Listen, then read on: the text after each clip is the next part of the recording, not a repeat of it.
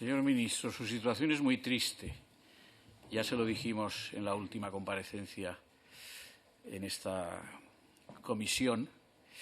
Ya le dijimos que una ambición personal no justificaba participar en un gobierno de esta catadura. Usted creerá, probablemente con razón, que en su carrera todo se olvida y que al final usted habrá sido ministro y todos sus colegas se olvidarán de si lo fue con Sánchez o qué sé yo, o con el canciller Adenauer, si fuera usted alemán, ¿no? Pero no, vamos a ver, esto es lo que es. Y usted participa en un gobierno caracterizado por su impericia, por su política de pactos con fuerzas disolventes de la unidad nacional y ahora, según venimos a saber, aunque cabía presumir sin un gran esfuerzo, en un gobierno corrupto. Digo que cabía presumir tratándose de un gobierno socialista, ¿no? Un gobierno corrupto o muy corrupto o tan corrupto como el electorado pueda imaginar, porque ustedes superan todas las posibilidades sobre esta cuestión. Bien, y en esa medida su situación es muy triste. Antonio Machado, en un comentario que le hizo directamente a Unamuno sobre la vida de Don Quijote y Sancho, escribía: «Tierra es esta de vividores. Venga, en último caso, quien enseñe y ayude a bien morir». Bueno, yo humildemente voy a tratar de enseñarle a usted a bien morir políticamente, ¿se entiende? Políticamente. Porque yo sí deseo la extinción de este mandato cuanto antes sea posible por estas razones que ya he mencionado. Usted se pierde aquí entre deformaciones profesionales y vanidades. Entonces, nos habla de, nos ha dicho, he tomado nota, grandes hitos en la presidencia española del segundo semestre. Dice, importantísimos pilares. Bueno, bien, aparte de esta grandilocuencia, si usted nos dijera cuáles. ¿Y cuáles son esos hitos y pilares que merecen esa apreciación megalómano en razón de sus efectos o consecuencias?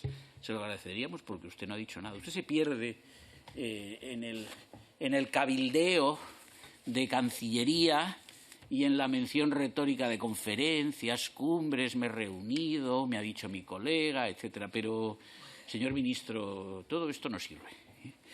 Todo esto no sirve. Y además, sorprendentemente, ¿acaso en relación con esa advertencia que hace usted, fuera de lugar, por lo demás, por completo, acerca del peligro de la ultraderecha, que viene la ultraderecha, defendámonos, combatamos a la ultraderecha? Bueno, aunque claro, combatámosla en las elecciones. Bueno, veremos cuál es el resultado. Si no es de su agrado, a lo mejor no merece su aprobación, qué sé yo. No lo sé. Bueno, usted en este trance impropio de un ministro de comparecencia parlamentaria, impropio de un gobernante sedicentemente democrático, de convicción democrática, usted ha omitido dos cuestiones importantes: la agricultura y la inmigración, las dos de alcance europeo. Sorprendente, ¿no le parece a usted? ¿No le parece a usted que no está de actualidad la agricultura? No en España, sino en toda Europa. Mire, sobre esto ya le hemos dicho a usted en otras ocasiones, ya colegas suyos del gabinete del que forma parte, que la agricultura tiene unos problemas en España que resultan, primero, de que los agricultores están sepultados bajo obligaciones formales de naturaleza burocrática, que soportan una fiscalidad imposible y que en modo alguno otorga un trato de favor a este sector, del que teóricamente, y creo que en la práctica también, ninguna nación puede prescindir, que no hay ningún tipo de política que trate de remediar un margen bajo, es decir, una ganancia escasa y decreciente hace más de 20 años, sin que haya ninguna razón para pensar, como afirmó de una forma, no lo sé, si propia de un mundo de ilusión y fantasía, sin que haya ninguna razón para pensar, como dijo el ministro Planas en el pleno del 13 de diciembre pasado, dijo, este sector tiene un futuro envidiable. sin pestañear, nos soltó esta preciosidad. No sé en qué se basaba, porque su intervención fue de reconocimiento de todos los problemas. ¿Acaso porque él es productor de aceite? No lo sé. Y gana dinero, qué sé yo. Es muy complicado entenderles a ustedes, francamente. Ahora nos dice últimamente el ministro Planas que los agricultores han percibido el Pacto Verde como despotismo ilustrado, que él no comparte, pues a buenas horas, mangas verdes o pactos verdes, por mejor decir en este caso. Este señor es de reflexión tardía. No, mire usted, ese margen escaso, en muchas ocasiones inexistente, porque la actividad de producción agraria o ganadera se convierte en una actividad antieconómica y, en todo caso, aquellos que tienen un margen siempre decreciente.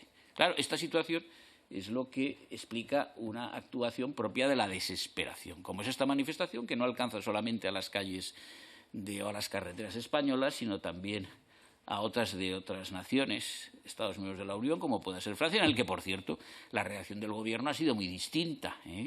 Yo le recuerdo a usted que el primer ministro y el ministro de Agricultura recibieron inmediatamente a los agricultores en el Hotel de Matignon y inmediatamente se adoptaron 72 medidas. Aquí la primera medida fue enviar a la fuerza pública a pegar porrazos a los manifestantes por calles y carreteras. Bien.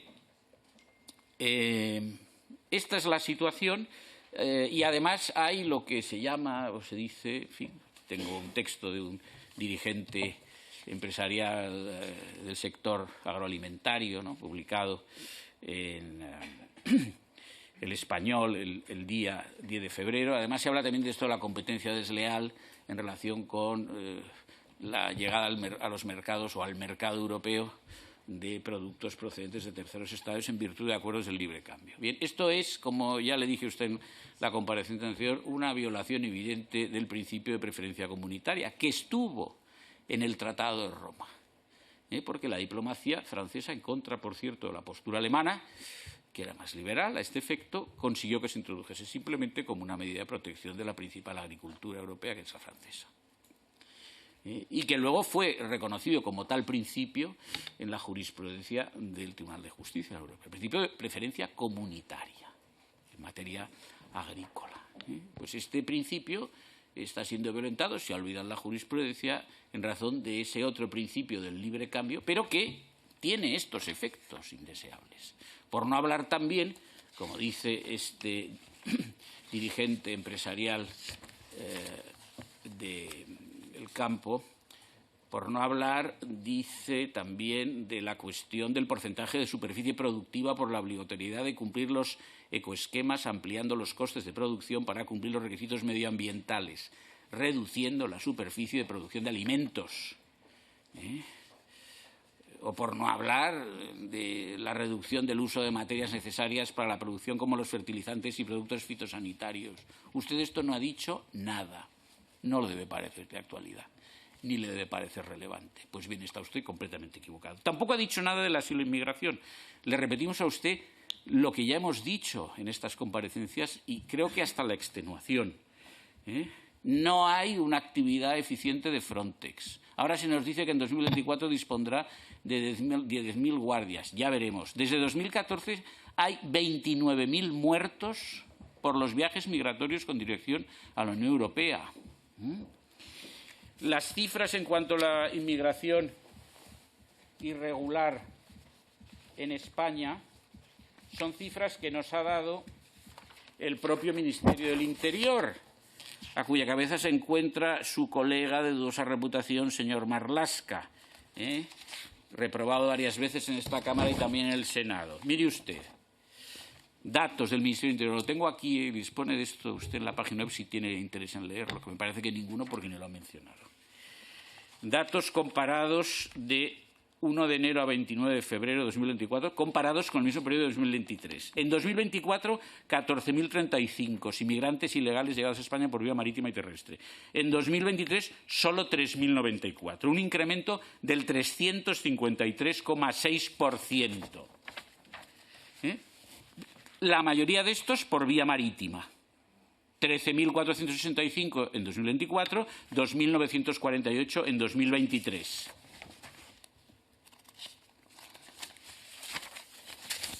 De los lugares de llegada, el más afectado, Canarias. En 2024, 11.962, en 2023, 1.865. Y en cuanto a Ceuta y Melilla, pues lo que le puedo decir es que por vía terrestre en 2024, en ese periodo mencionado, han llegado 550, mientras que en 2023 llegaron solamente 146. Estas son las magnitudes. A usted tampoco esto le merece ninguna consideración, a pesar de ser una cuestión nacional y ser una cuestión, como usted bien sabe, de política europea. Voy a concluir, señor presidente. Gracias por su advertencia. Y seguimos aquí debatiéndonos desde 2015 en la reforma del Pacto de Asilo e Inmigración, que no acabamos de ver concluido y que, desde luego, no sabemos de ninguna medida que vaya a ser eficaz frente a esta situación, como no sabemos tampoco de ninguna medida nacional que se podría llevar a cabo. Ya he mencionado en alguna comparecencia anterior suya las operaciones de interdicción marítima. Gracias, señor presidente, y trataré de destinar. Hay otro turno después a lo que me queda por exponer. Gracias. Sí, señor ministro. Le recuerdo a usted que aquí no viene ni a dar consejos ni a hacer preguntas. Pero, en fin, usted insiste en hacerlo, pero no accederemos. Ya le dije a alguna colega suya en el gabinete que no se podía convertir la comisión en una suerte de consultorio de la señorita Francis. Pues se lo repito a usted. Esto de los consejos, lo que tenemos que hacer, No, mire, usted necesitaría no darse consejos a sí mismo, porque ya se ve que es inútil y no sirve de nada, sino que le aconsejasen bien. Pero también se ve que usted es rebelde al sentido común y a un cabal entendimiento de las cosas. Justicia social y económica. Dice usted que ha sido un avance de la presidencia europea. Eso lo ha dicho antes el portavoz de Podemos. Dígame usted cómo desde España se puede hablar de esto cuando la tasa de paro armonizada de enero de 2024, fuente Eurostat, nos indica que la tasa en España es del 11,6, mientras que la media de la Unión Europea es del 6 y de la zona euro el 6,4. En paro juvenil, la española, la tasa de desocupación de paro armonizada es del 28,6.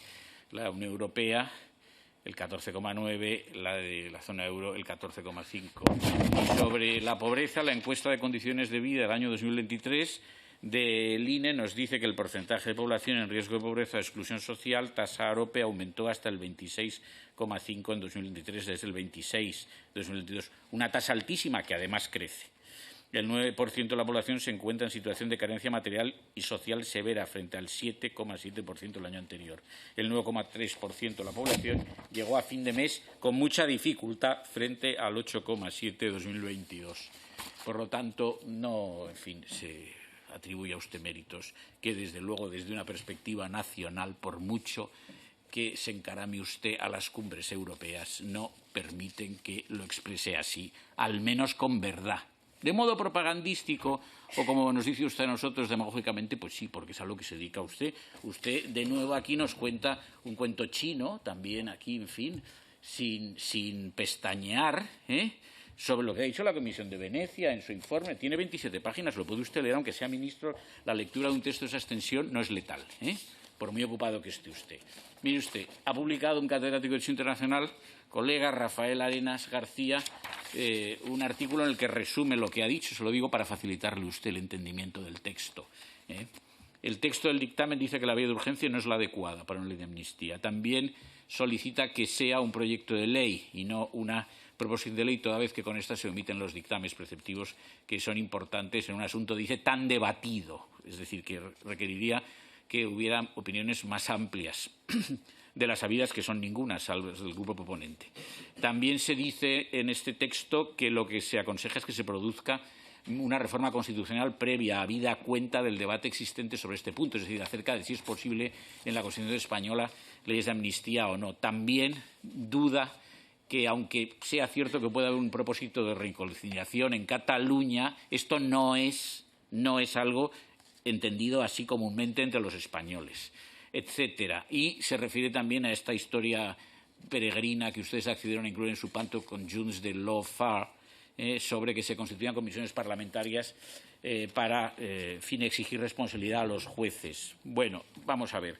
Usted es el que no cree en el derecho. Este Gobierno no cree en el derecho. Déjese usted de pamplinas en términos un poco melosos y ambiguos de los valores que compartimos. Si es que usted no comparte ninguno.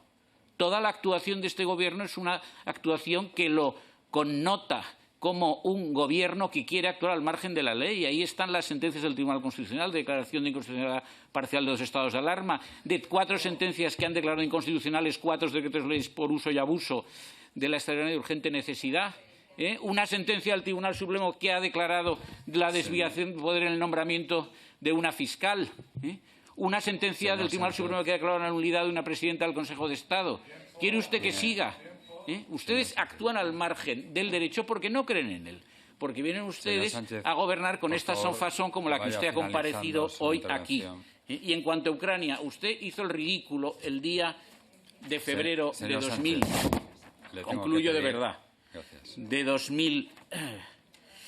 El día de febrero de su comparecencia con motivo de la guerra de Ucrania hace 2 años, 2022. Dijo, es la hora de la diplomacia. Pues se lo ha explicado muy bien el señor de Podemos. Vaya una hora de la diplomacia, vaya una capacidad prospectiva y de pronóstico después de 2 años. Es usted muy poco competente, un pésimo ministro en un Gobierno que no tiene ni decoro ni dignidad.